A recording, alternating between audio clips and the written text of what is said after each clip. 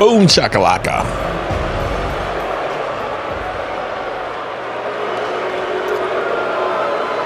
With the 11th pick in the 2026 NFL Draft, the Dallas Cowboys select Caleb Downs, defensive back, Ohio State. You know, a lot of times in the evaluation process, you guys have conversations with different folks. You get eyes on the tape. You write up your reports here. I don't know if I heard or read many negative things about Caleb Downs. I mean, the amount of praise that this safety has gotten, Bucky, is pretty tremendous. So you can understand why the Dallas Cowboys decided to move up to go and grab him. Okay, so what I love about this is, in this process, which is really a beauty pageant, at some point you got to take really good football players. And Caleb Downs is an outstanding football player. And I contend that he was the best football player that Ohio State had on their squad. High IQ player, versatile in terms of being able to do anything you want to see the safety do. Patrolling the middle, making plays, coming downhill, delivering the big hit. He can do all of those things. But it's also his ability to come down and be a run stopper, line everybody up and do those things. And I think it has been underestimated and not discussed enough. This guy was the defensive quarterback of a defense in Alabama that Nick Saban handpicked him as a freshman and gave him the keys. Then he goes to Ohio State. Matt Patricia, who's been an NFL defense coordinator, head coach, puts it all on him. I am telling you, he is going to be a much better pro than people have talked about because he is I hope they're right. Who is always around the action. He's a high football IQ player. Bucky mentioned Nick Saban and Matt Patricia. That's, you know, those are great to learn from. For one guy to handpick you, for the next guy to help mold you and shape you. I think he can, you know, a big trend right now in the NFL is the third safety. So the big nickel role, and Caleb Downs played that, the star role, whatever you want to call it in college, the overhang position. He can play some split safety, but he can also play around the line of scrimmage like Jalen Petrie for the Texans to just smack people. And this is also, you know, that Dallas defense has gotten really soft. And Caleb Downs is about that life every single snap. Soft? He's coming to hit you. Now, the tackling needs to, you know, sometimes the tackling can be a little inconsistent because he's trying to hit rather than wrap sometimes. That's one of the things that, you know, I pick at him a little bit. But, Bucky, I think this is really about saying we want somebody who's going to turn things around in our locker room and on the field with culture. It's a culture play as much as it's a football play. When you've been on part of bad teams and you're trying to turn around from like a decision-maker standpoint, you want guys that come from winning programs. Guys that have winning pedigrees, championship pedigrees even. Well, there's no disputing what Caleb Downs has been around. He's been around the GOAT when it comes to college coaching, Nick Saban. And then you think about how they were to win the national title with him playing a big part of that defense at Ohio State. I love this pick for the Dallas Cowboys. The Dallas Cowboys needed to get better on defense. I'm not even saying they need to be a top 10 defense to be able to win at a high level, but being able to get some stops, being able to play the pass. Well, hello, good people. Mark Holmes here, and as always, I want to say thank you all for watching, commenting, subscribing, and being part of the Joe Boo Sports Report. Without you guys, as well as you ladies, you know that this literally does not work. Hope everybody's having a great day. Man, I'm just screwing up, man. I don't know why you guys watch me because I'm a mess. I truly am. You know, I've got a super diehard Dallas Cowboy fan that I've known for a couple of years here. He goes, he's a high roller. He's a high roller. This is broke ass media here. Okay. When I go to the game, you know, if I'm lucky, I'm on like the second level, like in the end zone. But more times than not, you know, I'm up in the rafters. You know, I go past the mountain goat, okay? The mountain goat getting to my seat, okay? And it's so far up, and I got such bad knees that I make sure I don't drink anything because I ain't trying to have to come down off the mountain to go to the bathroom and go back up. That's not how my buddy, that's not how he rolls, okay? He's over there like across the street from the stadium and stuff like that staying, you know? He's, yeah. And so I'm doing some work for him because I really didn't have time to do the job. But he's like, hey, you know, because I got this church job I'm getting ready to start on and everything else. He's like, hey, man, I just want to get this stuff done, man. Can you do it before that? So I said, yeah, I'll do it. So I'm trying to get this done before the holiday weekend. Okay, so I got up this morning at like 6:30. I did my morning video. I felt great. I was like, yeah, I got my morning video. Went out and put bird seed out for the birds. I went to the lumber supply place and I got 20-foot 2x10s pressure treated for my building out there, because I said I'm gonna have these here so when I get back I can go ahead and work on the pavilion that we're building. Yeah, the pavilion. And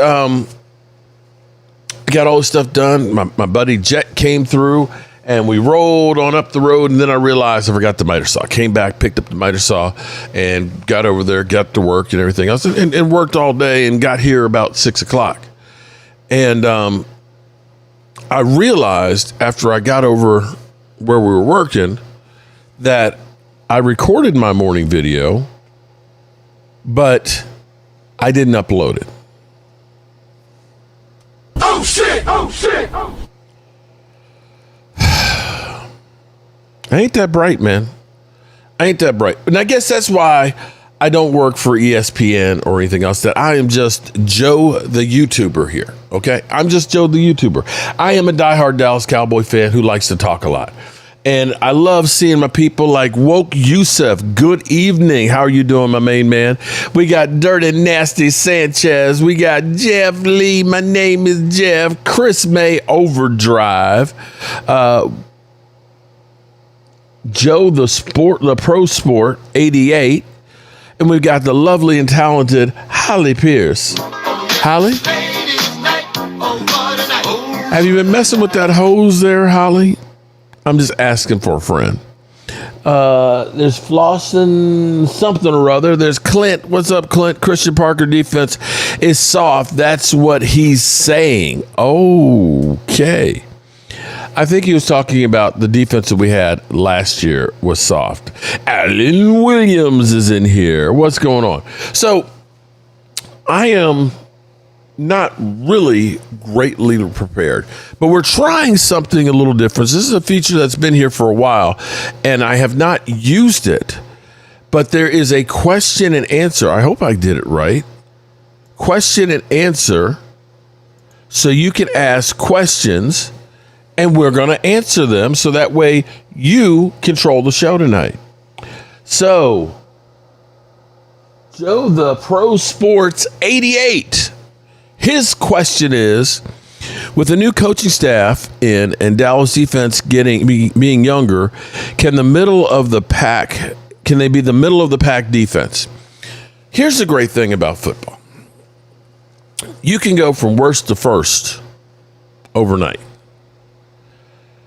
Things can change quickly. If you want to look at the problems with the defense, too many defensive coordinators, too much change, and not great players. Add to that, we had players that we were relying on that were injured.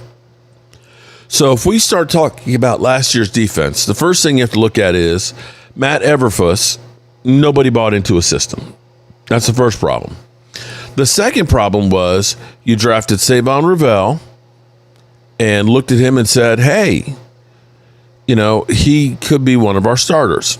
He gets injured in training camp on a knee that was being recovered and didn't start playing till the middle of the season. Your linebackers that you brought in, not real good. And Overshone, again, another player that was going to be key, was injured. Trayvon Diggs, you basically said, fuck you, before the season started because you took away money off of his contract before he even got here, which messed up an attitude on a guy who was coming back from a second knee. So when you have three key positions that have guys that can't work out in training camp with a new coach, and you end up bringing in not necessarily top tier players, you have to understand the Cowboys players, for the most part, that they brought in were toaster leavings. Toaster leavings. A shout out to Al Bundy. When you take the toaster and you turn it upside down, the crumbs that fall out, the burnt crumbs, that's basically what we ended up basically signing and saying, hey, they were first round drafted players. The Cowboys, they got rid of all of the bad attitudes from like Diggs, who literally said, I am a, man-to-man cover guy. I'm not a zone guy, but, maybe I'll try. Who was injured and missed Micah Parsons. Savon Ravel never got on the field. Deron Bland, who we paid, really just didn't show up. You literally just did not have any horses. Now, you tried. Kenny Clark was a good player. Quentin Williams is a good player. But by the time you got them in here, the offseason was non-existent. It didn't exist. And so they didn't have a background with a new coach. Unfortunately, the Cowboys set up the defense to fail. Now, if we look at this defense now, Eagle fans will say that Christian Parker, that he's not all that great. Of course they're going to say that because you know how it is. We all do that. When you have this girl, your girlfriend, oh man, my boo. You got the boyfriend. Oh my, that's my girl. That's my man. He got my heart. He treat me so nice. He opened up the door for me in the car. And he takes me out to dinner and buys everything. Right. But once you break up, girl, that little dick motherfucker, he wasn't about shit. Cheap ass. Girl. Look, I could put a roadmap out there for him, and he still couldn't find it. Broke ass. So, take when you have Eagle fans say Christian Parker's defense is soft. Christian Parker is an idiot. It's because they miss him. So, the Cowboys, if nothing else, will be better from the fact that they got the players in under early. That they have the whole offseason right now that they're learning. That they're doing the installs right now. That they are at least getting to know everybody's name. And they have nowhere to go but up. Second thing I will say to that question is the attitude shift. They're buying into it. And see, here's my whole thing. You have to shoot for the moon. You have to believe that you can achieve something. If you do not believe you can achieve something, chances are you won't. And they've got the players buying in and excited about the defense. So, are we going to say that they're going to go from 32nd to top 10? I don't know if that's possible. But I saw a defense in 2013 that got rid of DeMarcus Ware. They let him walk. Cornerstone player. Tay Cowboys in the house. What's up, Tay? And Gina Dallas Diva.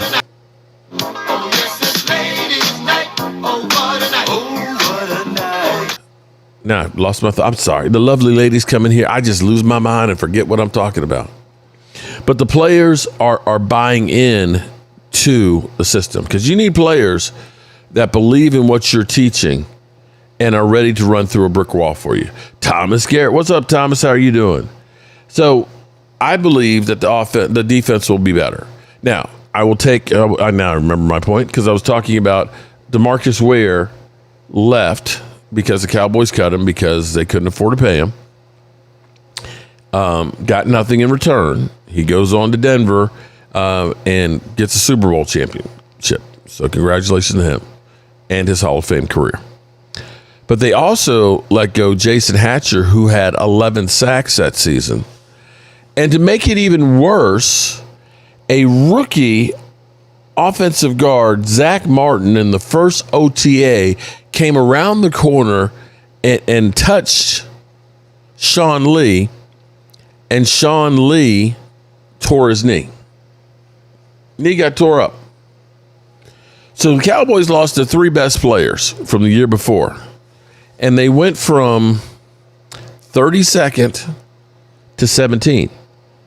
But more importantly, they were second in the NFL at taking the football away, which is what ended up propelling them to what should have been at least an NFC Championship season if Des Bryant had caught it, but he did, and they had said he caught it.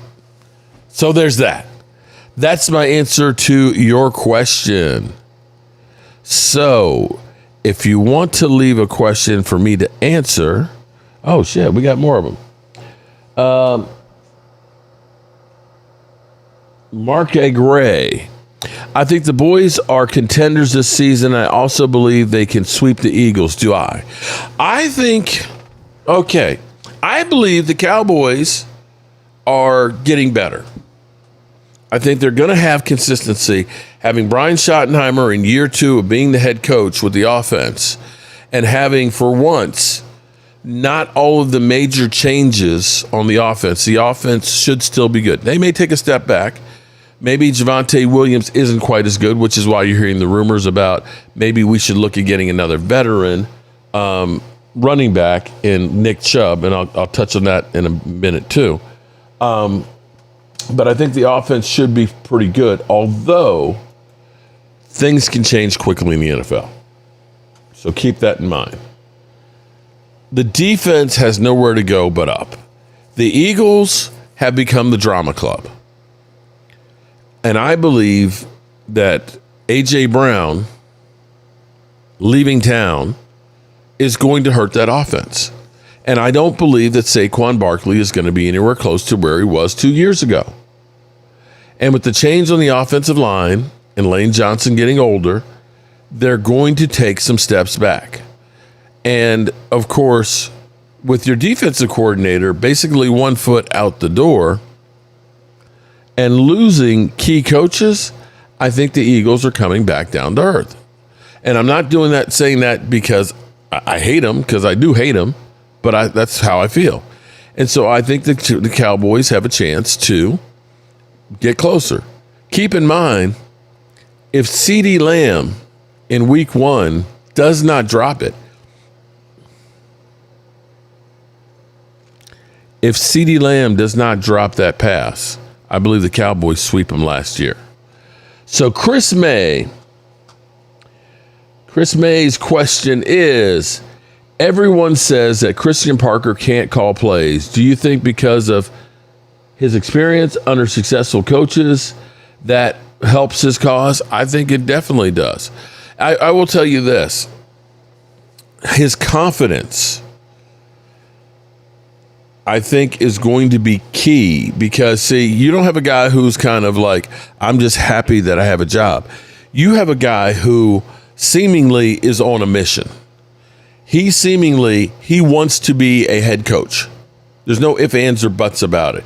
That everything he has done is pointing him to become a head coach. And I hope after 2 years of being with the Dallas Cowboys in a Super Bowl championship, he gets that, because we would get 2 third-round comp picks. But, having not called plays, I think he's been under enough where I think that he can be pretty good. The first marker that you have to say he's doing well is the players don't seem to have any thought that he isn't the guy. You don't seem to have anybody there questioning what he's doing. And in fact, you hear the players praising him. How many of us heard players praising Matt Eberflus? Can't say I heard anybody say anything good about him. And I will even say, when he was hired by the Cowboys, didn't some of your defensive players kind of say, oh shit, you got a good one? Okay. When was the last time you heard a Cowboys coach go somewhere else and our players said, damn, y'all got a good one?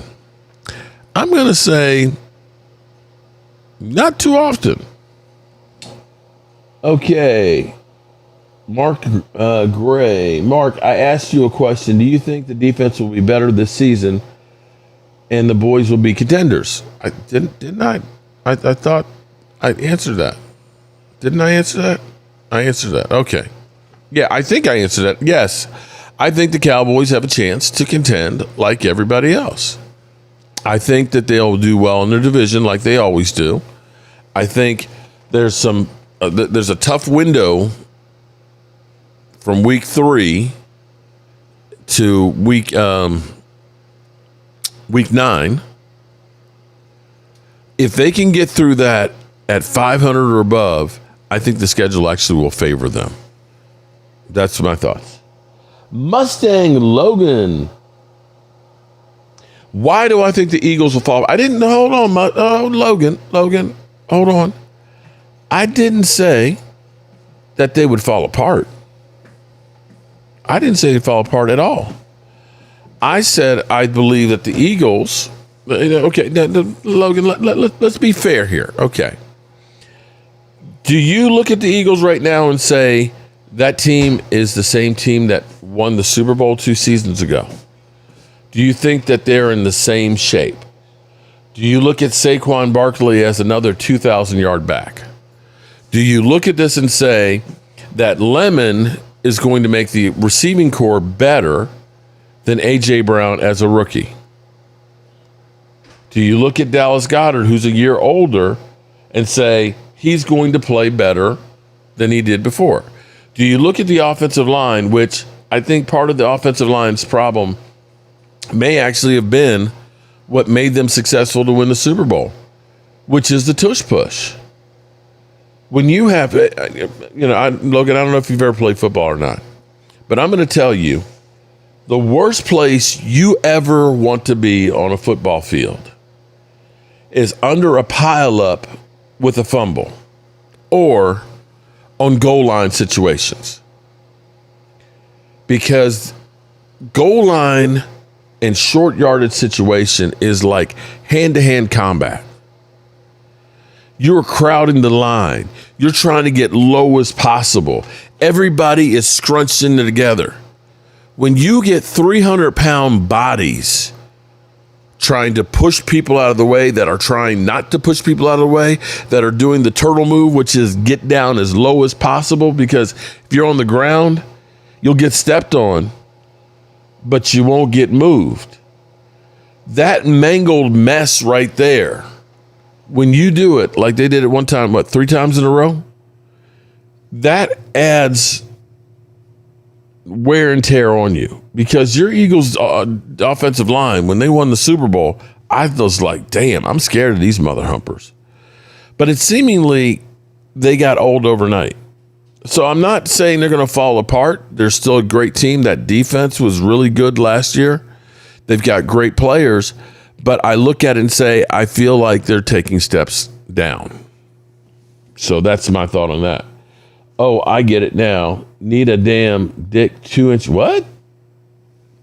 Dirty, what are you talking about? 2-inch dick? Okay. Brock Turdy. Mark, you said the O-line done and that Saquon is done literally. Saquon didn't need 2,000 yards to be dominant. O-line is getting healthier and Lemon gets open fast, which is what Hurts needs. Okay, Brock. Brock Turdy, we shall see, okay? That's your opinion, and I'm giving you my opinion. I don't look at Lane Johnson and say Lane Johnson is going to be healthier, because I've seen this with Tyron Smith. Tyron Smith goes out to California, works out with all these trainers, looks great and everything else, and then the season comes and he's breaking down. And that's where you are with Lane Johnson. And you have you've got problems across the offensive line. It's not the same offensive line. And Saquon was not the same guy last year. And if you think that a 28-year-old running back that's got a lot of miles on him is going to repeat his 2,000-yard season, well, bro, I got a bridge I want to sell you. So, and again, here's what I got to tell you. I'm a guy in his house talking some shit. That's it. I'm not an Eagles fan.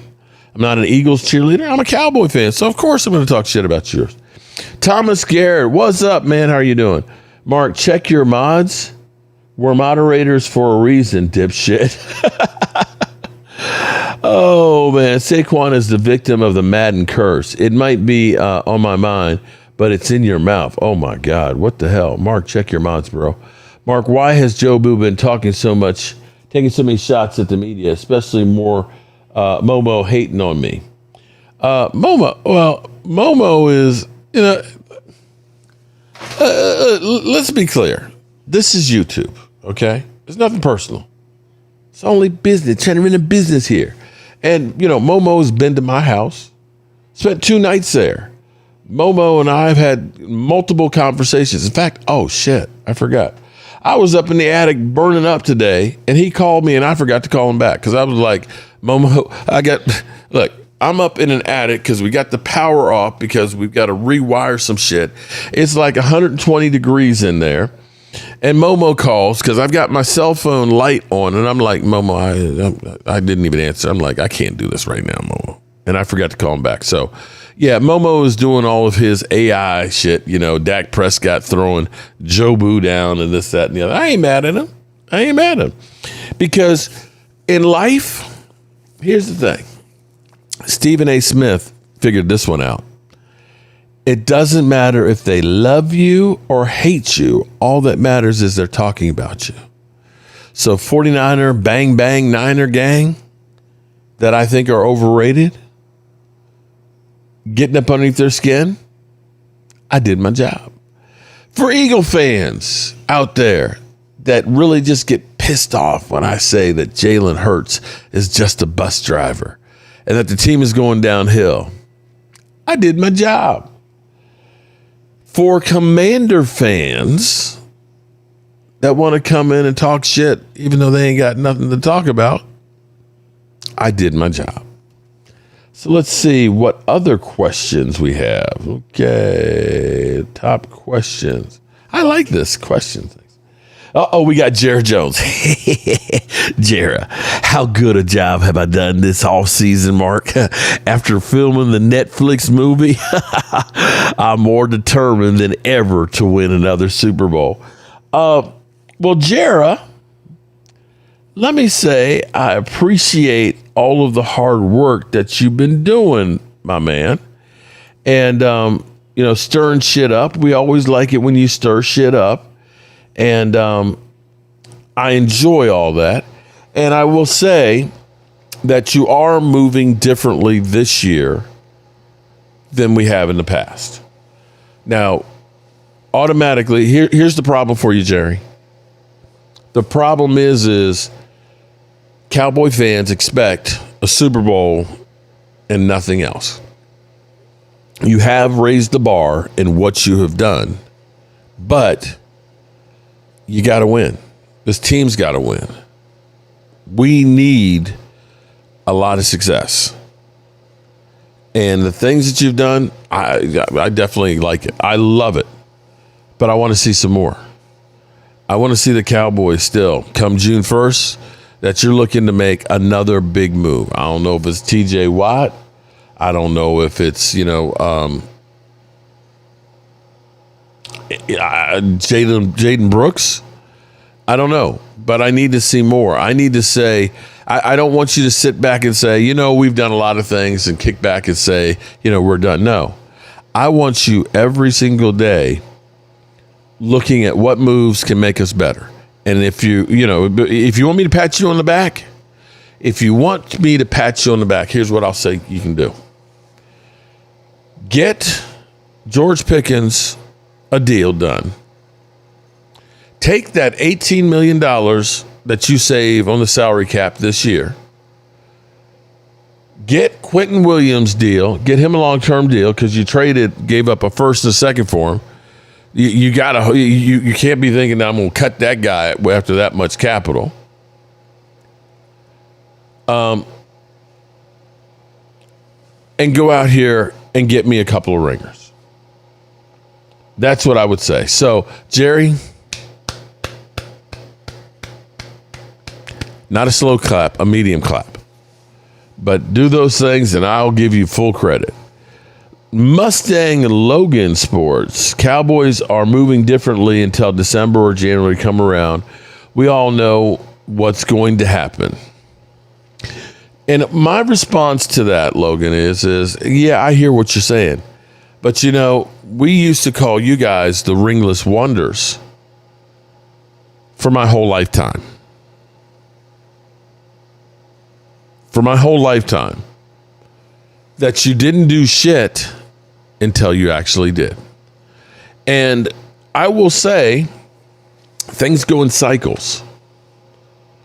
When I was a little child, a little boy, a little baby, looking up to my dad, I still look up to my dad right here, watching football, the Dallas Cowboys were known as great regular season team, but the team that kept losing to Green Bay in the championship game. Not just the Ice Bowl. They lost in other ones. They finally made the Super Bowl and lost to Johnny Unitas and the Baltimore Colts. They sucked. They were called chokers. Sound familiar? Until they beat the Miami Dolphins.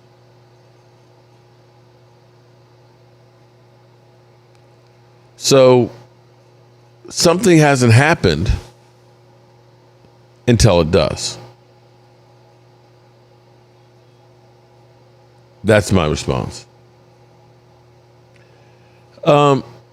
Kid Cowboy, you know how long it was for Kansas City? It was like 50 some years. Yeah, bro. Eagles, it was over 50 some years. It happens.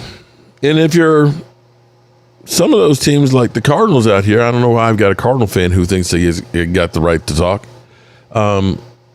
It was even longer, like never. So how about that? So I do want to touch on something. And that is the NFL is screwing itself right now. I think I said a couple times while my dad was still alive how my dad was one of those guys that on Sundays, he's watching football. Before it was cool, before it were jersey sales, before it was big. Listening to it on the radio. Diehard fans that were the ones that gave the NFL their reputation. The NFL gives no fucks about anybody other than the dollar. They don't care about the players. The only time the NFL does anything is because it might affect the bottom line. They didn't give a rat's ass about what the players did off the field until Ray Rice video happened. And it ended up being that it was so egregious that it actually turned people off. And so that's why they came up with the whole, we're going to start suspending players. And why Zeke Elliott became the poster child when there was no evidence, even when their own investigators said, there's nothing here. Yeah, well, we gotta hang somebody high. Zeke Elliott, who's on the Dallas Cowboys, that's high profile. He's going to be the one. He's my bitch. And that's what they did. They didn't. You think that they care? You think they care now? Now let something happen that there's outrage. Then they'll care. Rashid Rice, his car accident and walking away, and the shit he's doing. Whew, no problem. Concussions. Do you really think the NFL cares about concussions until the concussion movie came out? Then mom started saying, no, Johnny's not going to play football. And they started looking and saying, wait a minute, we're losing a generation of paying customers. We're going to make a concussion fund. We're going to look out for the old players. But you know what happened? If you... What? What's wrong? Hold on, guys. I got a little emergency.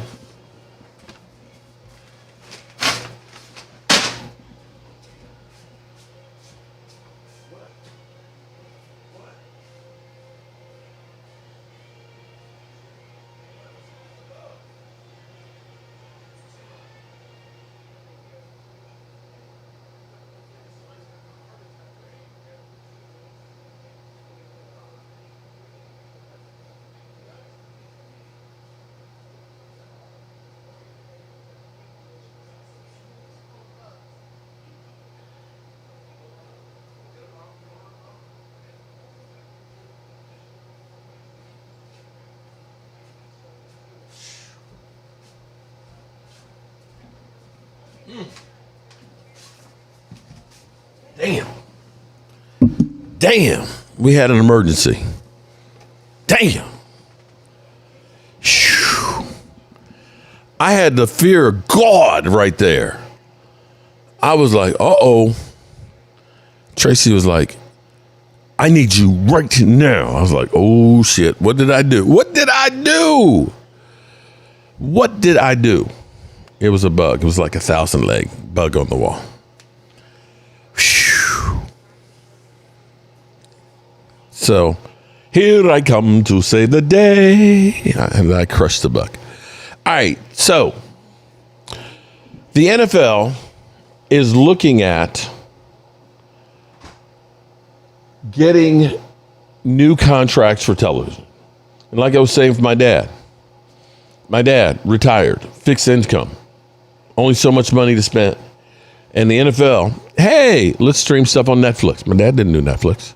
Hey, let's put a game in Rio. And it's, on Peacock. Dad couldn't afford to do that. Hey, Sunday Ticket on, YouTube TV or Direct TV. Okay, that's another $300. Okay, I can't afford to do that. So they literally priced out the hardcore fans. I go to the draft, $21 for a beer. $21 to piss it out. That's insane. So now, the NFL is trying to go to streaming networks. They look at it and they say, the regular networks, they're diminishing returns. They're old. They're dying. They're beginning to fail. We're going to jump ship to these new guys, the streaming platforms that have a lot of money. And we're going to fleece them. But the NFL kind of got bitch slapped by Netflix because they're looking and saying, you know what? Maybe we'll take the Fox Sundays and we'll put it on Netflix. And here's exactly what happened. NFL schedule release, big story, obviously. Been talking about it for the last hour or so. But another story, an offshoot of that, involves what's going on the TV side of things. Because, as you know, one of the big pushbacks on the NFL in the last basically 2 years is that you have to pay way too much money to watch all these games. Because you got to get it on basic television. You got to get it on cable for ESPN. You got to get Peacock. You got to get Prime. You got to get Netflix now. Like, you got to pay so many different things. And we just like it if we only had one option or two or three options and that was the end of it. There you go. So the NFL, in an effort to, they say streamline, but to me it sounds like to get more money, went up to Netflix and says, hey, we're already giving you a couple of standalone games, some of our best games. We gave you a Black Friday game a couple years ago. We might give you a Thanksgiving Eve game, a Christmas game. How about, instead of you only getting 3 or 4 games a season, why don't we give you an entire NFL regular season slate? Just like Fox has one, and CBS has one, and to a lesser extent, NBC has one. And Netflix said, no, hell no. We have no interest in having 16, 17, 18 weeks worth of football plus a playoff game. We're just fine getting 3 or 4 really good marquee games, and we'll let the linear television folks figure out the rest. Bravo to Netflix, my new hero, pushing back on the NFL, who once again is trying to fleece. Kelvin, the biggest thing going on right now is the NFL is telling people that they want to open up their contracts that they negotiated already. Tell them you better re-up at more money now, even though they already have a number that they've agreed to. No. Let's just rip that up and you pay more now. Otherwise, you'll have to pay more later and you might not get it. They're trying to strong arm people into breaking the contracts that they signed because they want more money now. And how they threaten these people, television execs, is they do what they did with Netflix. These guys and these companies have endless amount of money. So they want more of it, and they want to strong arm a Netflix to try to get the networks, Fox and NBC and CBS and whatever and ESPN, to have to cough up more coin. And bravo to Netflix to say, no way, no how, you greedy bastards. There you go, you greedy bastards. We're not doing that. We're not interested in doing that. And very seldom do people push back. It's refreshing for them to tell the NFL no. We understand what your product is. We're happy for you, whatever. Take it somewhere else. Yeah. Take it elsewhere. Let somebody else cough up all this coin. Can you imagine signing a deal and telling people you better tear that up and pay more now, otherwise you might not get games later? The goal and what they're trying to do. So Netflix pushing back is the greatest sign. And if Amazon does something or some of these other places push back too, the NFL will have nowhere to go. Like, that's the scary part for them. Well, you know what? Because linear television, last thing, there's just not that much money. You know what I mean? They're already working at a loss to have the games on. At some point, someone's going to say no. And I've said that, I use that equation when we talk about who's going to be the first MLB team, or what NFL team is going to say no to a quarterback that's quote unquote next up. You know how they just, oh yeah, he's not even the greatest, but he's next up, so I guess I got to break the $60 million because he's next up, or MLB. I want 700 players just because I'm up next. And I always feel like at some point teams are going to be like, nah, man, I got $550 million for you. That's all I can give you. I'm not giving you $750 just because you're next up. And truth be told, you're not even better than the last guy who just got that. And I say that to say Netflix is in an interesting position because I feel like Netflix is NFL in the NFL. They're scarcitying the NFL. They're saying, no, I actually would rather cherry pick the week, cherry pick the game, give me my 5 or 6 or whatever it is, and I can have the game, and my thing can still feel like a moment, a marquee game, like this big Netflix moment. And that's kind of what they're doing with sports. They're like they're dabbling their foot into sports, right? They haven't fully committed where they're having like full on slates of things. They cherry pick a fight. There you go, which is actually good news for us. Because if we're getting pushback from these networks, because, you got CBS right now negotiating with the NFL to give them an extra $1 billion on a contract they already signed off on. $1 billion more a year just to say, please don't end our partnership. They're holding them hostage.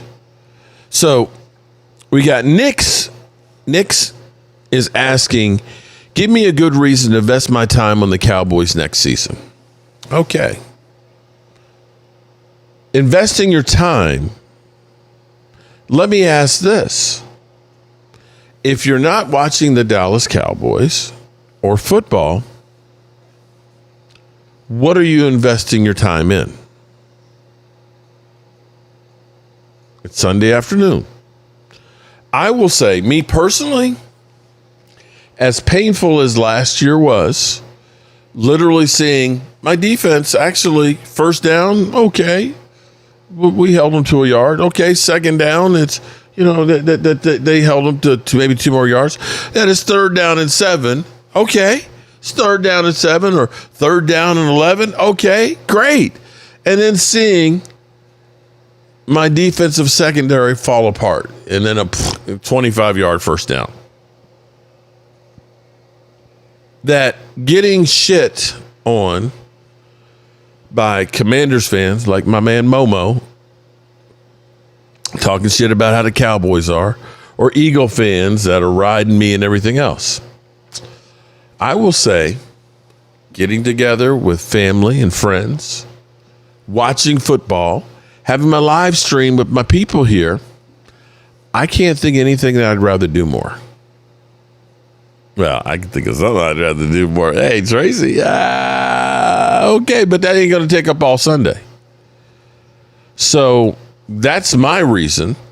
And the fact that this offseason hasn't been the usual, let's just see all of our good players go bye-bye and not replace anybody. And to see, is this Dallas Cowboys team actually turning around, or can we just see a lot of drama? You can say a lot of things about the Cowboys, that they don't win enough, that they haven't been in the Super Bowl, but you can't say that they're not entertaining. So that's my reason that you should invest your time on the Cowboys this season. That would be mine. I don't know why Commanders fans are talking. Chris Hudson has entered the chat. What's up, Chris? Yeah, Commanders fans, I'm not sure on that one. They did go to their credit. They did go to the NFC Championship game, so you have to say that much. Now, our Cowboys are working out on the field. Dak Prescott has basically said, I ain't worried about George Pickens. We've worked out together. George knows what George got to do, and we're going to be fine. Everybody seems to be falling in love with Caleb Downs, and the praises are there. And it seems like, laughing my ass out, who's the effing weirdo?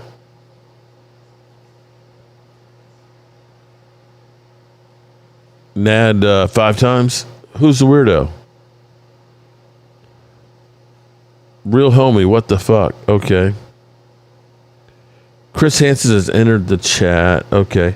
Pedo, laugh out loud. You're the one who likes the little boys. You were going to become a Catholic priest, but don't allow women to teach the Bible. What the hell is going on? Fools go gold, boys. Joe Boo. What's up, Kid Cowboy? Welcome, hater. Damn, kid. Okay. All right, let's check and see if we've got any more questions. Okay, so no more questions there have been raised. Let's get the final thing. Let's see.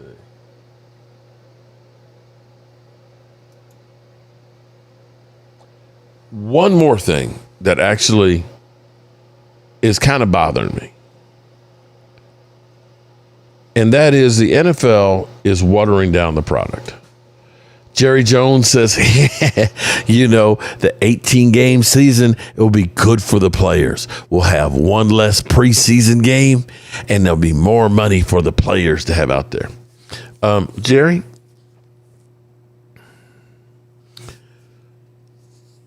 You're going to shorten players' careers. You can't take away and make a shorter offseason. You can't go through these schedules where we're going to have games every night this year, except for Tuesdays. You're going to get to the point where football Sunday is no longer special. You got to understand, people are off from work. You have people who want to go tailgate at the game. You get people like me that are live streaming all day. You're taking premier games and you're putting it when people may not be able to watch it. As nice as it sounds to say, we're going to have a game on Wednesday before Thanksgiving, what if I'm traveling? I'm trying to get mama's house so I can get me, 2 plates and get overstuffed. I want the lemon meringue pie. I want the sweet potatoes, the turkey, the ham, the candy yams, right? I'm trying to get there. And you're going to put a game on Wednesday? What if I work nights? I got Wednesday night football, Thursday night football, and then a few Friday games mixed in. Now this game Saturday, Sunday. A lot of us have jobs. And it gets to the point where it's no longer special. It's watered down. And for the players, it's hard enough to have a good game on a Thursday night on a short week. You're talking about having a division in Europe. What are we doing here? You're about to screw up the brand. There's a bigger picture thought that Maz wanted to hit on. He was listening to Fred this morning. Fred and Hardy interviewed Gary Myers, and what from their conversation do you want to touch on? Okay, so they were just talking about the spread of NFL into Europe, the expansion of the schedule, the Thursday night package, the Wednesday night package, the Sunday night package, the Saturday games, the Monday games. They started adding all up, and I said, years ago we asked, is there a point when there is super saturation with football? There you go. Okay, now look, I love the sport as anybody else. But I think we're starting to get close if we're not there. And the reason I say that is they started talking, and the thing that triggered me a little bit was, and this is not new, I'm not telling you it's new, it just started to really dawn on me today. They started talking about having a team over in Europe, which I've heard before. Then, scheduling issues, and that's why they're talking about the prospect potentially of a whole division that's Europe-based. And then they started talking to Myers about potentially the Super Bowl being in London. And I started thinking about all this, and I said, this is getting ridiculous.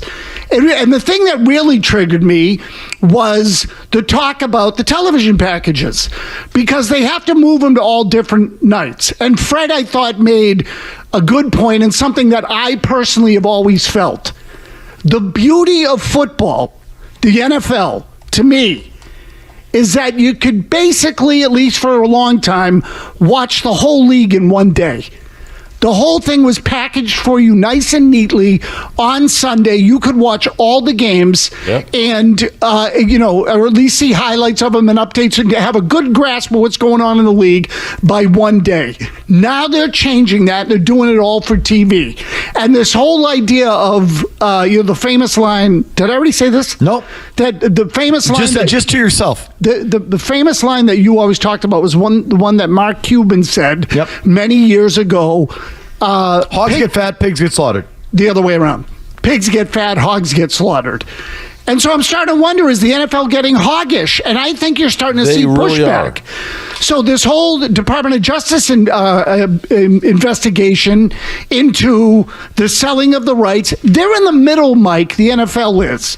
They are in the middle of a broadcast deal, does not expire for another 5 years. And they're trying to get out of it and leverage their partners so they can make more money now. It's already one of the most profitable leagues in the world, if not the most profitable league in the world. It's certainly the most profitable league in the country. They are the top 49 or 48 of 50 television programs every single year. Football. And I personally have decided I don't want to watch it 6 nights a week.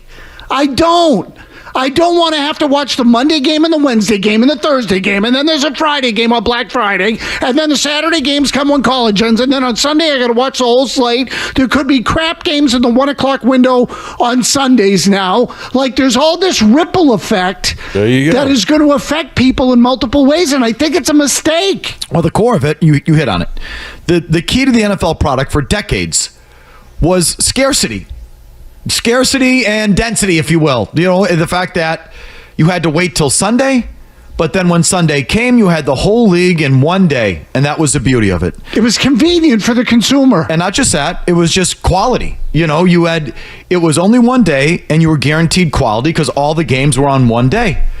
And you had to wait all week for it. And you had to thirst for it because it was scarce, supply and demand, okay? All that. So there's so much to that. If you got a football game on every night of the week, unless it's your team, do you care?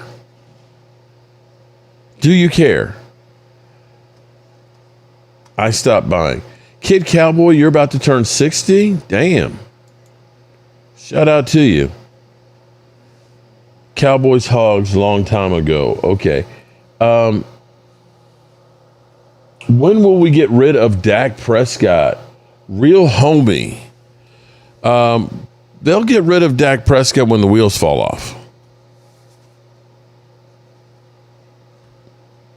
Dak's not your problem, bro. Dak's not your problem. But there'll be a time where, and it's probably not that far away, that he'll be gone. And we'll have some other stiff there that you'll be saying, oh my God, or maybe you won't. But a lot of us look and say, damn, I miss those days of having Dak Prescott when we didn't have to worry about, 25 interceptions in a season. But you do you, boo. So I kind of like the question. Let me end that. Did you guys like the question and answer part of this? I hope you guys did. Why do I feel the NFL wants to rob me of my money? That's exactly what I feel.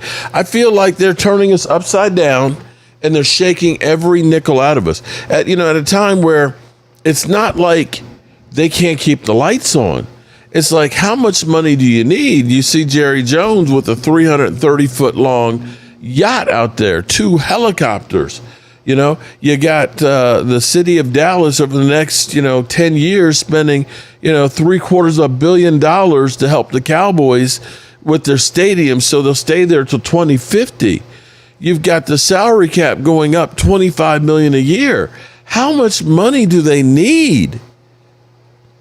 And $21 beers. You're right, Shermaid.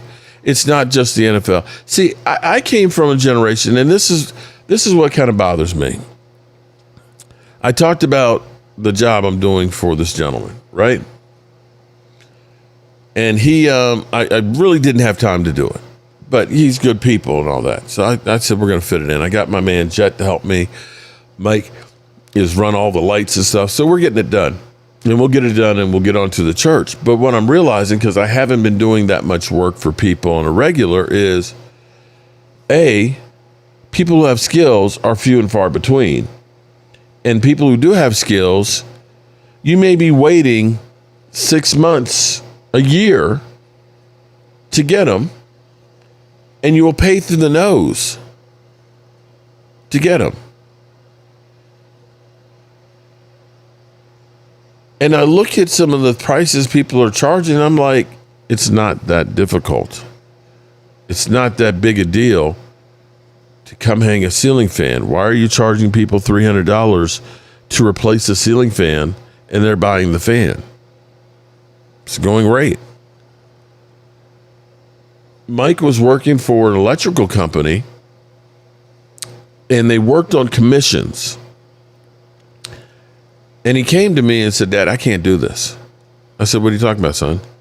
He's like, we went to this lady's house. She just had a bad plug. It's like, it's no big deal. It's a 75-cent electric plug to change it. The guy there training me is telling me, you got to tell her panel is bad, that she needs a new panel. She needs a panel upgrade. That's why the plug went bad. He's like, that's not why the plug went bad. This thing's just wore out and loose.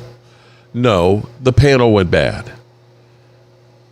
And bro, you get a 5% commission. So it'll be $10,000 to change your panel. Bro, you putting $500 in your pocket. She needs a new panel. It's like, no, she doesn't. She needs a 75-cent plug. Don't care. She's going to get a new panel. And that's the attitude that people have. Instead of doing good work and making an honest day pay, it's more of, who can we fuck and grab as much money as we can? So why should we expect the NFL to be different, I guess? I guess we shouldn't. You talk about yourself, about your uncle, like you know how he did. He used to sneak in your room. Okay. All right, I'm going to leave that one right there. So, with that being said, I appreciate everybody being here. And hopefully, we'll all see each other tomorrow. We're getting closer and closer to Cowboys minicamp, and I can't wait.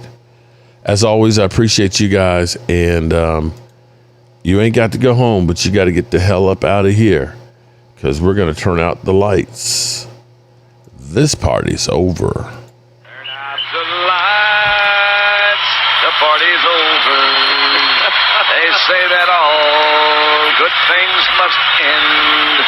Call it a night, the party's over. And tomorrow and next year